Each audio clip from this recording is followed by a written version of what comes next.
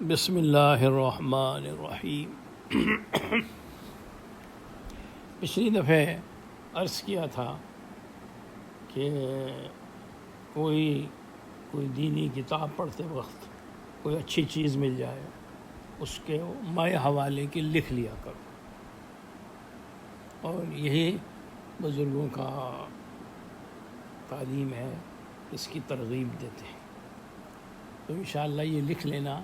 پھر اپنے لیے بھی کام آتا ہے اور دوسروں کو آگے پہنچانے میں مدد ملتی ہے۔ اسی طرح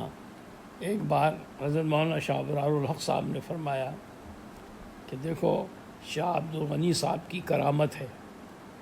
کہ ان کی رحلت کے بعد ان کی کتاب معرفت الہیہ چھپی، اور حکیم اختر صاحب بس ایسے ہی لکھتے رہتے تھے، جیسے میں نے کہا متفرق طور پر اس کے لکھتے رہتے تھے۔ بعد وفات کے کچھ ورق کہیں مل گئے تو جمع کیا تو اچھا تسلسل ہو گیا اور ایک مستقل ایک کتاب بن گئی، اور یہ ملفوظ خاص میری طرف متوجہ ہو کے فرمایا۔ تو دیکھیے، یہ کتاب مشہور کتاب ہے حضرت شاہ عبدالغنی جو حضرت حکیم صاحب نے مرتب کی ہے۔ اس وقت تو صرف ایسے ہی نوٹ تھے، مگر جب وہ نوٹ کام آئے، نہ ہوتا ہے تو کچھ بھی نہیں، ایک چیز ضائع ہو جاتی ہے، علوم ضائع ہو جاتے ہیں، مگر وہ جمع کرنا، اس کو حضرت نے شاہ عبدالغنی صاحب کی کرامت کی طرف منسوب کیا، اور جو ہے وہ الحمدللہ چھپ رہی ہے، اور اللہ کی مخلوق کو اس سے نفع ہو رہا ہے۔ تو حاصل یہ ہے، کوئی اچھی بات سمجھ ایک نوٹ بک جیب میں رکھیں، اور کوئی اچھی بات کہیں اسے سن لیں، کہیں پڑھ لیں، کہیں دیکھ لیں، کہیں لکھی ہوئی نظر آ جائے تو اس کو جو ہے اس پہ نوٹ کر لیا کریں، تو انشاءاللہ تعالیٰ یہ آگے کام آئے گی۔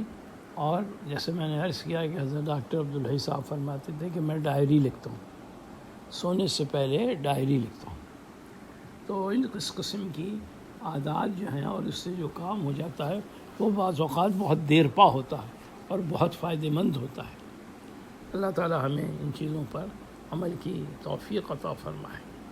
اور یہ سارے علوم میں یہی حالت ہے، ہر علم کے اندر اگر کوئی کتاب کا مطالعہ کر رہا ہو، کوئی اچھی چیز ملی تو اس کے نیچے لال پینسل سے نشان لگا لو، بقیہ پھر اس کو دیکھنے کی ضرورت نہیں، صرف اپنے ان لگے ہوئے نشانوں کو دیکھ لو، تو اللہ تعالیٰ اس سے علم صحیح عطا فرمائے گا اور علم محفوظ بھی ہو جائے گا۔ اللہ تعالیٰ مجھے بھی اور آپ کو اس پر استمرار کے ساتھ عمل پیدا ہونے کی توفیق عطا فرمائے۔ آمین یا رب العالمین۔